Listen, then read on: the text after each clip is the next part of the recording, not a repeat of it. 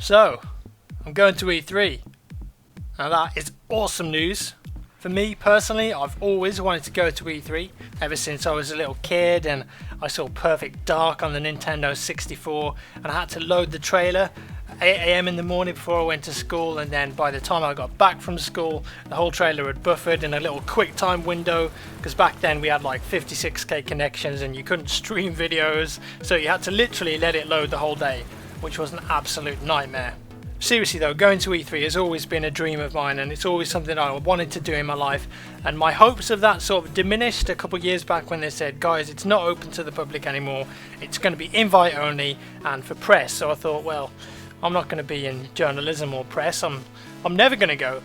But now, thanks to YouTube, thanks to you guys, the viewers that support me and watch my stuff and think that I'm sort of interesting in a way, a little bit interesting, then yeah, thanks to you guys, I'm now going. I'm leaving on the 8th of June and I'm coming back on the 14th. The publisher Ubisoft asked me to go with them and cover some of their games exclusively. So we're going to be looking at Watch Dogs, Splinter Cell Blacklist, Assassin's Creed 4. There's a couple of other as of yet not announced next gen Ubisoft titles, so we're going to be covering those as well. So what sort of access are Ubisoft going to give me when I'm there? Well, they're going to let me play most of the games and also record some of them. So on my channel you're going to see my gameplay of these new games, not just B-roll footage which you might see on like IGN or another news website. You know, it's going to be my personal gameplay that I've recorded. So my experiences and my opinions on the game are going to be from a first-hand experience rather than just watching a trailer. I'm also going to have the opportunity to interview some of the developers of these games, so I'm going to be throwing some interesting questions at them, you know, maybe a few curveballs that'll throw them off and see if we can squeeze some information out of them. As well as that, there'll be the Ubisoft press conference that we're attending, so I'm going to be able to tweet about that live, record it, and maybe put a little video together about my experiences of it. It's going to be brilliant, guys. I cannot wait. Like, I'm so thankful that Ubisoft came to me and said, Jack, we think your content's cool, we think you're good enough to do this, what do you say? And of course I said yes. You know, you'd be a fool not to. So yeah, really looking forward to that. Aside from the Ubisoft stuff, EA have asked me to go there and play and record Battlefield 4. So as you may know, on June 10th they're showing multiplayer footage for the first time, and then on June 11th and June 12th they're going to be live streaming from E3 the people that are playing the game, like then and there, and they're also going to let myself and other YouTubers that are going record it and then make videos on it, which is amazing. So instead of you guys just seeing the trailer, which everyone else is going to see, you're going to get to see individual exclusive gameplay of my point of view as I'm playing Battlefield 4 at E3, which is incredible, and I'm so looking forward to showing you that footage. There's going to be all sorts of other stuff going on too, like the Ubisoft party, the Machinima party, lots of other press conferences that hopefully I can attend, like the Sony and the Microsoft conference. You know, this is going to be a massive E3. We're on the verge of a new generation of consoles. We've got the Xbox One and the PS4. So this E3 is going to be absolutely massive. I'm so excited. You can probably tell they're going to be showing loads of new next gen games that we're looking forward to, games that we don't know about already. So we're going to get to see some more COD Ghost. I might actually get to play that, which would be amazing just to check it out and see what it's like. I've already mentioned BF4 of course, Watch Dogs in particular. I'm really looking forward to getting my hands on that, because what we've seen in the trailers, it just looks so different. You know, they're actually making something a bit interesting there, and not really sure how the multiplayer is going to work in that, which we haven't seen yet. So yeah, I think there's going to be lots of interesting little bits and bobs going on with that game. What else? We've got DayZ Standalone. Apparently Rocket's going to be there demoing the game, so maybe I'll get a chance to play that, perhaps even interview Rocket.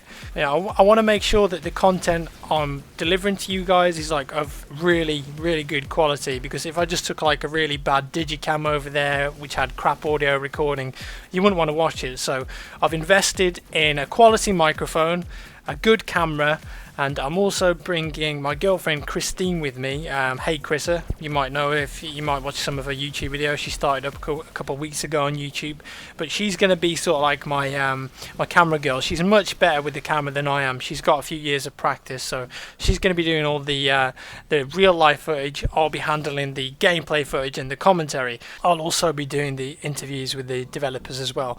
I know there's lots of other YouTubers that are going to, so maybe I could do some real life interviews with them them and get their opinions on the Battlefield 4 or Watch Dogs or Splinter Cell Blacklist multiplayer or something like that. You know, I'm basically going to be throwing loads of content at you guys, so I'm really looking forward to banging that all up on my channel next week. The eagle-eyed amongst you may have noticed that I've also switched over to the new YouTube channel layout.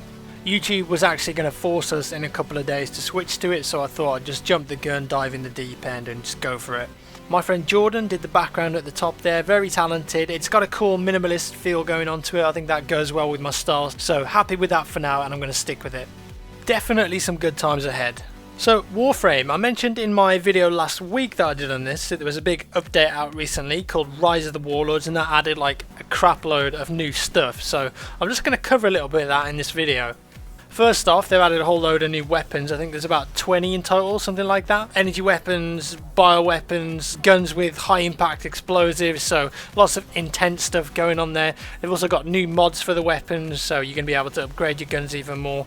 A new Warframe, or a new Tenno, which I've been playing as in the footage here, and he's called Vauban.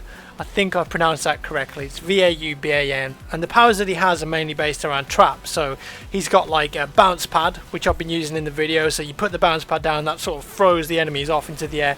You can also use it yourself if you want to get some air and do some cool sci-fi ninja shit. Everyone wants to do that. The primary power that I'm using here is just like a little ball of energy that you chuck it down and it just zaps people every now and again, does quite a bit of damage, and the enemies can sort of walk into it. Now the big daddy, this is like a vortex. I think it's actually called vortex. Basically, it's a massive ball of energy, sort of like a black hole, and you just chuck it towards like a location of enemies, and it just sucks everyone in and then just obliterates them. Now, whilst they're in that state, you can shoot at them. They take a lot of damage anyway, like when it explodes, so you probably won't need to shoot at them. But it's a massive power move. You can also get trapped in it. It doesn't really do damage to you or your teammates, but it's quite funny to see your teammates sort of being sucked into the middle of this ball of energy. Apart from that, there's a couple of new locations like the Grenier Galleon, Orokin Void, which is like a hidden fortress, like an epic level, but there's lots of traps in there and it's guarded by some quite high level mobs, so you got to be careful running around that place. Aside from that, the new patch actually added dojos, and this is basically like a level that you and your clan can build. So if you make a clan on the game, first you have to get a clan key, you have to farm the resources for that, and then you can make a clan. Now once you're in a clan, you can start building a dojo, and in the dojo you can add expansions to it. So you can add like a biological lab, or you can add like a dueling room, and in the dueling room you can actually do 1v1 duels. Now I didn't actually collect enough resources to make this. It's like a big team effort basically to add different rooms to this dojo, so it does actually take a lot of grinding and farming, but once you've got the resources you can add intersections and teas and add loads of new rooms and basically make yourself a really cool tricked out home for your clan, which you can run around and duel in and stuff. So it adds a bit of personality to the game, and you can essentially create your own levels, which is always really cool. With the dueling stuff, I've also heard that you can set up your own rules, and you can also have spectators and referees that decide who wins and stuff, so they've got some quite interesting stuff going on there. And it looks like they're definitely gearing Warframe up to be more PvP orientated. I think it is quite a good PvE game in itself, but PvP stuff is always interesting, so yeah, looking forward to that.